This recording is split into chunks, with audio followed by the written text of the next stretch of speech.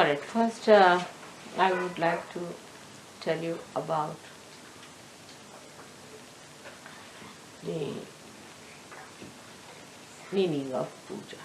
There are two aspects. One is the aspect that you have got your own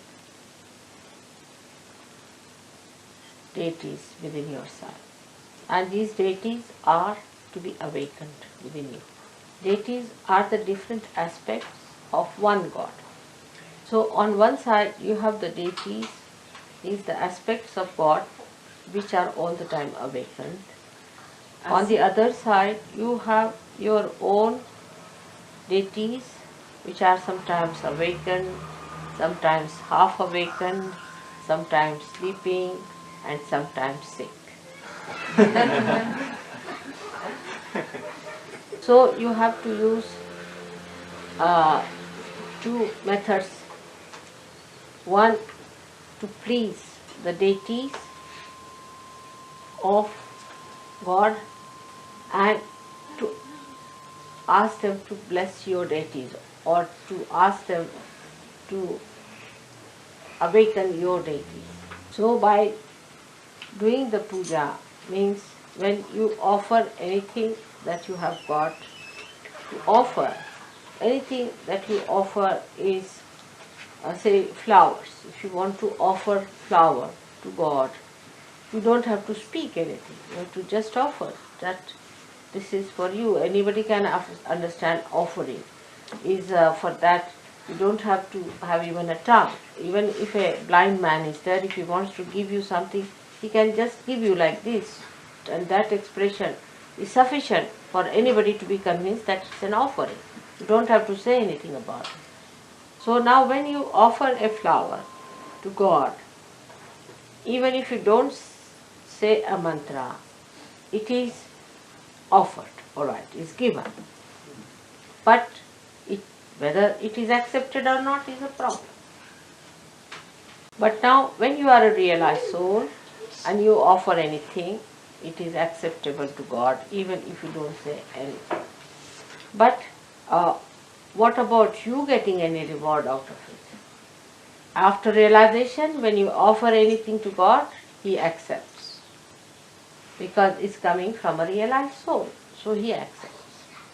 Now, how do we get blessed by Him?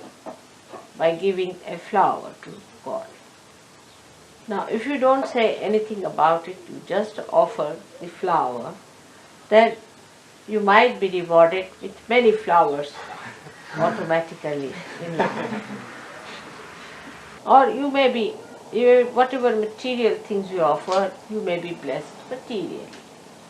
Then in a subtler way, if you say something, as you say for offering somebody, that humble way of saying that I'll be happy if you would accept this, will be even subtler results of that maybe, which would be much wider, maybe much deeper.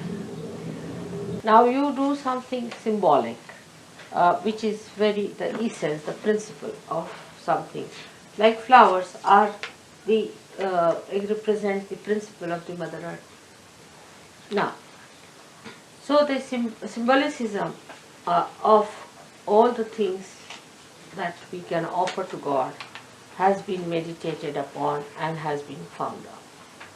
So they use 5 things called as Panchamrita. Because if you have hit the principle, then you have really hit the whole, isn't it? Because spiritual well-being is a total well-being. It's not just partly that your material well-being or your physical well-being or your emotional well-being or your mental well-being. It's a total one, completely balanced into totality. Now when you offer these other things like these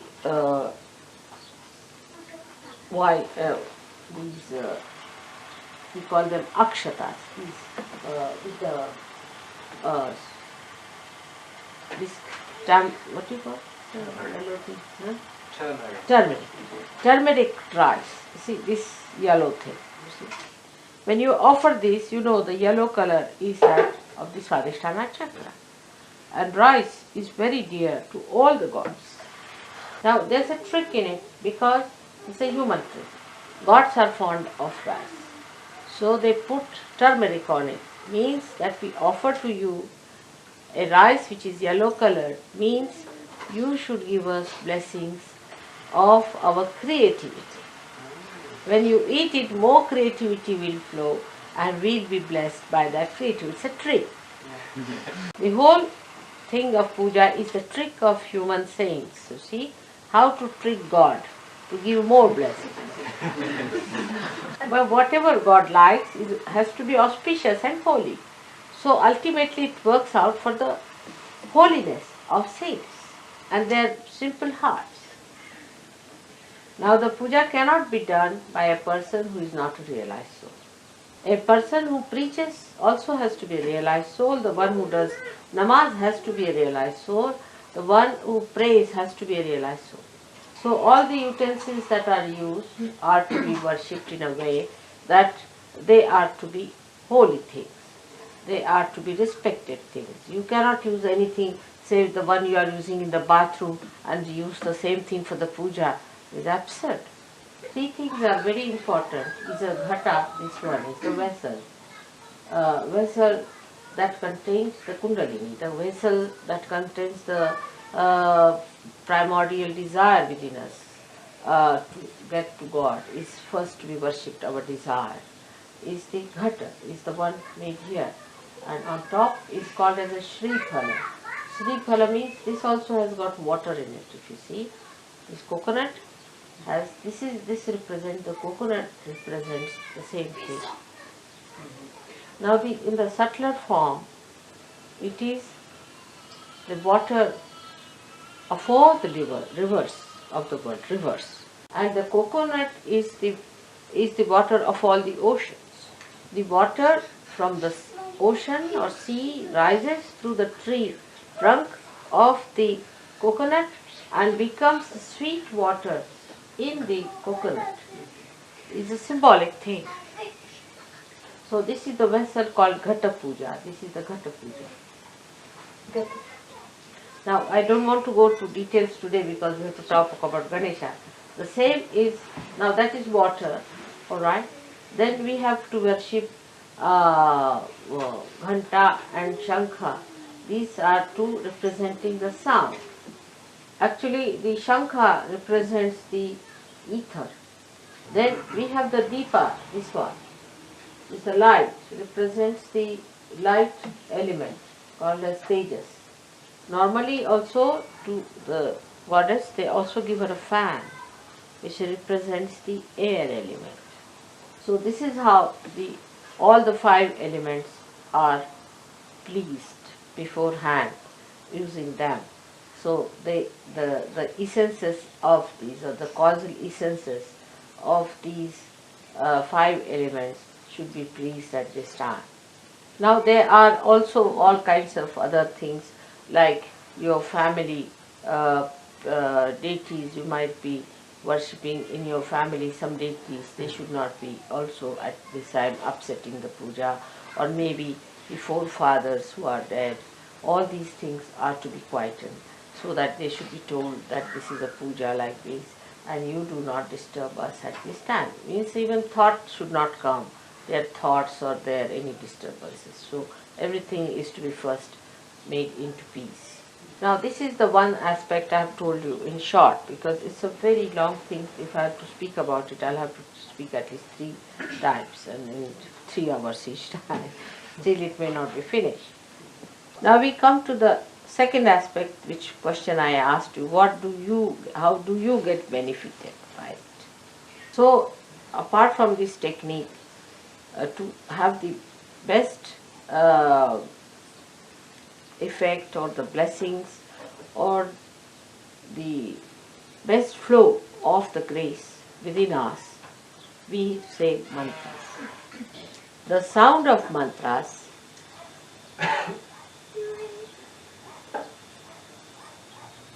the sound echo into the being of God, and they are re-echoed on our chakras, and then the chakras start opening more. So the flow of the grace of God is received.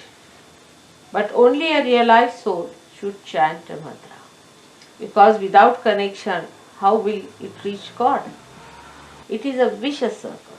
Now, one may say that, Mother, you cannot get realization unless and until you get the grace of God. And the chakras won't open by a person who is not a realized soul. Without opening the chakras, you cannot get realization. That's how the play of the Mother comes in. And of all the saints, like you. I would say the Sahajogis have to break this vicious circle. You have to raise the Kundalini yourself. Once you raise the Kundalini opens the chakras a little bit, because you have given your vibrations to the chakras. So once she knows there is a Sahajogi standing behind the seeker, she rises. She knows you are her brothers and sisters, and that you belong to the same family as she does. She knows the land where she has to grow, you see, so she can feel that, and then she rises in her dignity. That's how she breaks this vicious circle. That's why in the beginning we don't tell them about the mantras. Because in the mantras you have to accept me as the deity. In this advent of mind, it is made compulsory that you have to recognize me. Because this is very precarious, the resurrection time we can call it, or the time of your last judgment. First the realization has to be given without any recognition, but not to those who are denying or insulting me. Under any circumstances they cannot get realization, whatever you may try. Even after realization, if people start thinking against me, vibrations will stop because of Sahasrara. And the heart has to be completely in unison with me. Otherwise, Sahasrara is closed.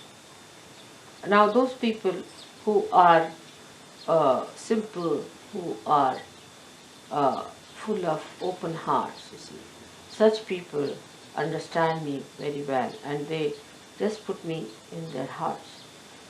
After realization, after going through the understanding of Sahajoga through their mental activity, also the intellectuals understand me and recognize me in a little circle. After the puja, when they receive the blessings in a very blissful state they achieve, then they realize the value of puja also afterwards. Now in India, where the puja system has been traditionally coming and has been maintained quite a lot, they understand it without any mental processes. But when they meet somebody, an intellectual who has become a Sahajogi, you see, they can't understand them. They don't want to listen about it, the whole rigmarole of the whole movement of the brain. And some of them who try, you see, little westernized, they try, you see, they develop an inferiority complex and they go to the left side. But there is no need to understand it with mental, to all the time analyze it through your mental process and then to understand everything and then become Sahajogis with the heart open. It's rather very circuitous. But what to do? They have gone that way, so they have to come that way. Because even if they become Sahajogis, they start questioning and thinking about it and worrying about it. So the false people just mesmerize them and take advantage of that mesmerism. So one should not feel bad.